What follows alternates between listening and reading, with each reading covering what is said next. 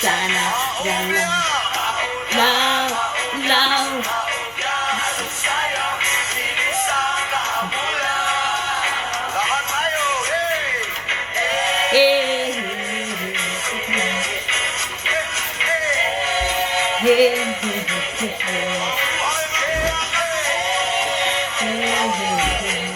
Huwag kayong tumayo dyan, tumayo kayo lahat. Indana, indana, indana.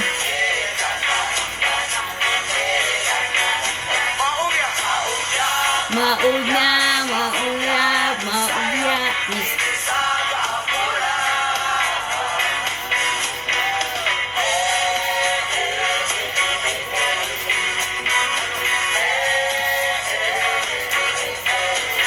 Watching from Hong Kong. Watching laban kasama ang bayan.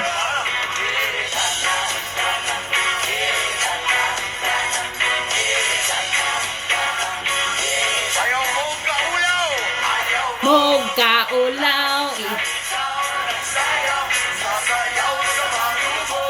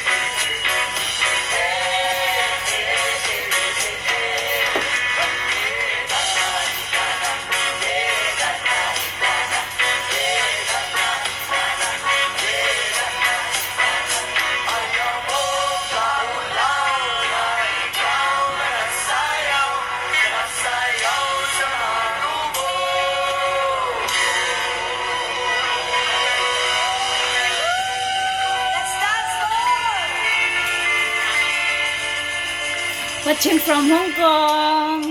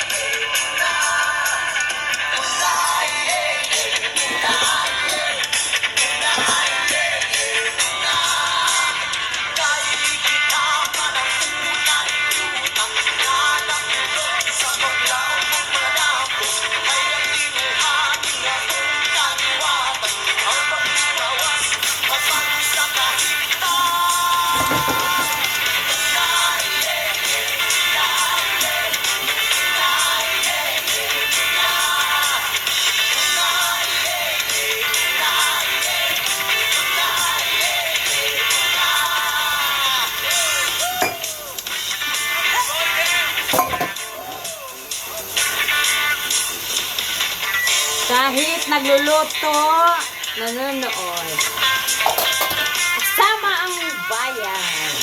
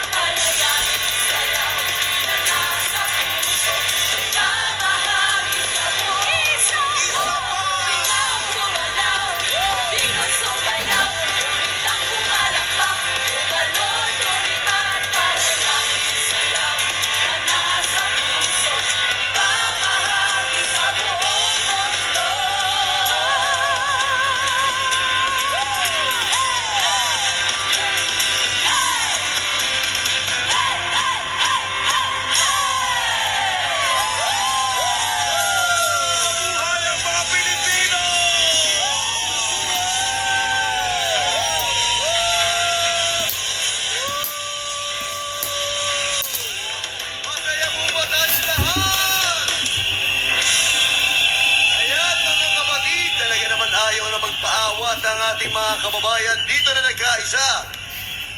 Kapansin-pansin na mula sa ating pamayanang katutubo, mula sa ating mga kapatid na mga Muslim, at sa mga bawat organisasyon na nakiisa dito, isa lang, meron man tayong magkakaibang paniniwala, magkakaibang perspektiba. Pero alam nyo ba kung saan tayo nagkakaisa? Sa pag-ibig sa ating bayan na yun ang dahilan kung bakit kayo ay nandito ngayon. At muli, mauusap sa atin ang isa sa ating mga kapatid na talaga namang laging may pasabog kada aakyat sa entablado. Walang iba, kundi makakasama natin muli si Peter Muto. Laban kasama ang bayan! Laban kasama ang bayan! Laban kasama ang bayan! Laban kasama ang bayan! Laban kasama ang bayan!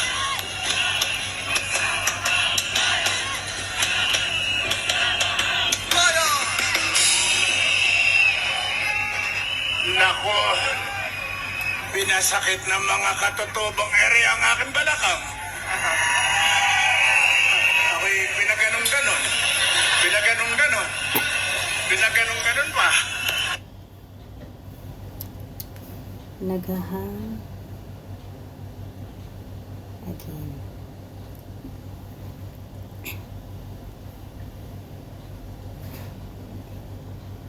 想盡情探索世界，發掘精彩未來。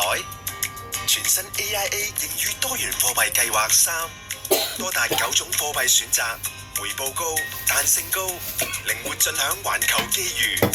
Aspire 不斷追求，為你超越。AIA Αν κάτι ξέρουμε για τη Λακωνία, είναι ότι εκεί οι άνθρωποι μιλάνε λίγο.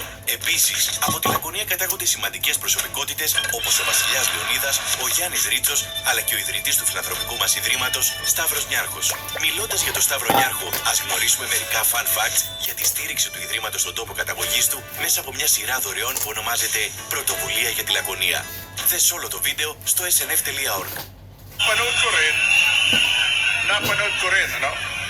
Sa YouTube, kahit sa Facebook, nagsasalita mga active members ng Kingdom of Jesus Christ and inactive. Yung mga inactive, ang galit na galit. Galit na galit sila doon sa ginawang pambababoy, pambabastos kay Pastor Kibuloy sa Senado ni Risa Ontiveros. And they were inactive members. At itong mga hinarap ni Risa Ontiveros na mga nakatakip ang mga muka ay mga sinasabi mga dating membro or mga inactive, no? At hinahamon ang Senado, si Risa Ontiveros, nitong mga nagsasalita against dito sa mga peking testigo. At sabi nila, bakit kami hindi ninyo imbitahin? Bakit yun lamang may sinasabing masama, hindi maganda? Bakit hindi ninyo kami kausapin at pitawag? Yes! At sila naman ay madaling maimbita sapagkat nakaharap sila, nagsasalita sila, wala silang maskara. Sinasabi nila kung sino sila, pinapakilala nila kung sino sila. At meron pag isa talagang galit na galit na halos magmura na. No? Or, speaking of pagmumura, I would like to apologize. Pastor, pasensya na kayo, nakapagmura ako ng isang araw, ano? Nadala rin ako ng aking, ano ba tawag yun? Simbo yun ang damdamin, ano? Hindi na po ulit. At gayon din gusto kong humingi ng paumanhin. Baka na-open ko, medyo naikumpara ko yung mga ibang samahan ng simbahan sa Kingdom of Jesus Christ at kay Pastor Kibuloy na nanindigan laban sa terorismo. Again, I apologize. Wala po akong intensyon na insultuhin kayo. siguro medyo nangantsaw ako at hindi na po uulit. Ang gusto kong expound dito ay yung issue na hindi ko naipaliwanag mabuti sapagkat nabanggit ko na napilitan ako. I'm sorry, hindi napilitan. Tumayo ako rito. Nag-volunteer ako na humarap dito upang ilantad kung sino si Risa Hontiveros at upang questionin ang kanyang credibility. At binanggit ko na meron ka bang moral ascendancy? Nasaan ang iyong moralidad? Bakit binababoy? Ano ang karapatan mo para babuyin ang kapwa mo tao? Kilala mo bang mabuti kung sino si Pastor Kibuloy? Yes! Kilala mo ba ang pagkatao? Hindi mo ba naisip kung bakit ang followers ng Kingdom of Jesus Christ ay umaabot sa mula 7 hanggang 1 milyon?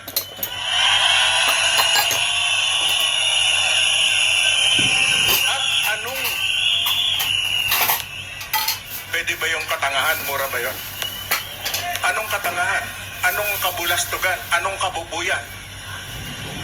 Na nagsasalita ka laban kay Pastor Kibuloy at ang witness mo ay ilan ba yun? 3, 4? Na mga nakatakip ang mukha at gumagamit ng mga alias? Ang gumagamit lamang ng alias ay ang CPP, NPA. CBB, NBA, salot ng bayan! CBB, NBA, salot ng bayan! CBB, NBA, salot ng bayan! CBB, NBA, salot ng bayan! Tama ko. Yan ang huwag nating kalilimutan. At ako'y nananawagan kay Risa Hontiveros. Meron pang panahon. Itigil mo na yan. Itigil mo na yang malaking kabalbalan na pinagagawa mo. Itigil mo yan. Hindi kita binabalaan, kundi pinapaalalahanan kita. Baka napasubo ka lang. Kung sino man ang kausap mo at gumawa ka ng ganyang pagkilos laban kay Pastor Kibuloy. Nasaan? Ano ginagawa ng 3? Hindi mo kasama itong mga itong 3 kasabwat mo sa Kongreso. Because hindi naman, magkaiba naman kayo. Magpapatayin nga kayo eh. Mga reaffirm yan eh. Ideologically, sa larangan ng bakbakan ng communist movement, yung mga 3 nasa Kongreso, sila ang mga kakamping sarado ni Jose Maria Sison. Samantalang itong si Risa Hontiveros ay may sariling grupo ng akbayan. At kung tutuusin, magkalaban sila. Subalit, for political expediency, kung inaakala nila